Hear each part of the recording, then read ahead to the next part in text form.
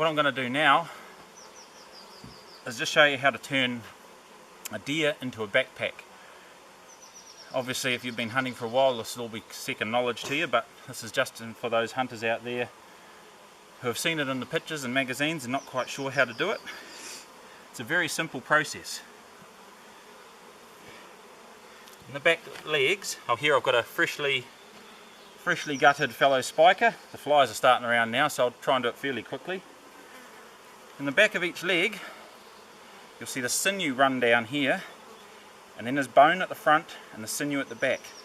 All you want to do is make a cut in the back there. So I'm just going to poke my knife through and just make a slit. You don't have to make it very big. So I'm going to do the same on this side. So you put the knife in and just cut down a little bit, and that's enough. Now the front legs, this can be a bit tricky, but ultimately it doesn't matter. I'll try to show you a couple of different ways. When you bend the front leg, you'll notice it's square. Well, it comes up to a square top. What we're wanting to do is two knuckles.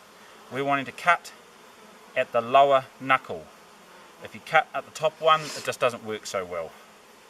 So all I'm doing is, while bending it, I'm cutting across the front. I don't want to do it too hard because I don't want to blunt my knife on the bone.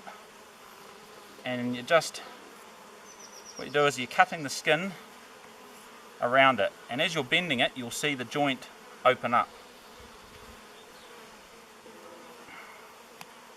So I'm just cutting away the sinew. Sometimes with these little deer they break up easy. Why I say that is, after you've made the cut, the sinew opens up. It's just a matter of force.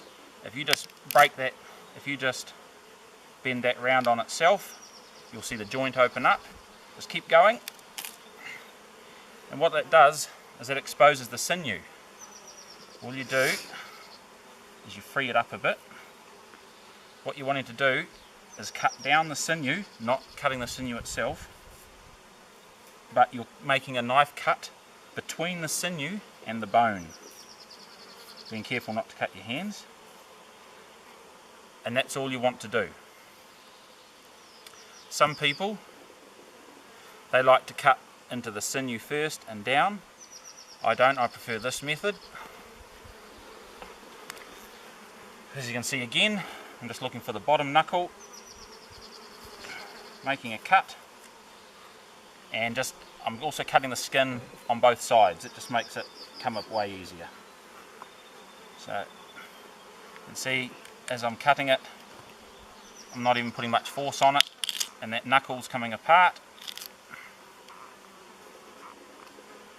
If you twist it and pull it, you'll see it'll break more, and you can see the sinew in there.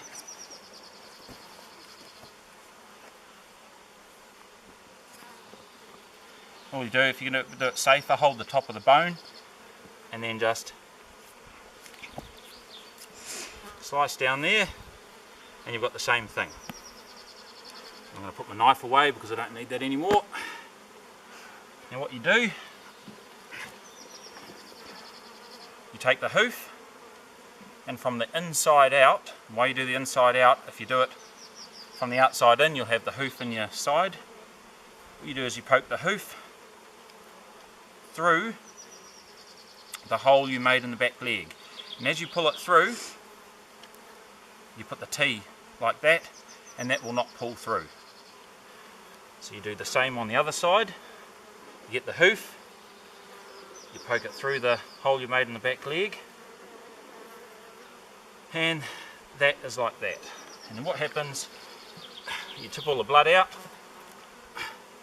Once you've done that, you have got a backpack. Sit in there. We should have a model, shouldn't we, Connor? Come over here and I'll put it on your back. My 7-year-old. No, just kidding, 9-year-old. Sit down, Connor. Sit down. Put your arms back. And this goes up. And then you can stand up. And come over here. there we have it. There's your backpack. Helping him hold up because it's quite heavy for a 9-year-old. And that's how plenty of Kiwi colours carried meat out of the bush. That's how we still do it today. Obviously with the red deer, that's a lot harder. Dad, can I try it on? No, that was Connor, my 6-year-old. That'll be a bit big for you, buddy. Nah, it won't. So yeah, hope that was helpful. Obviously if you're watching overseas that will be a bit funny, but that's how we do it down here in New Zealand, so thanks very much.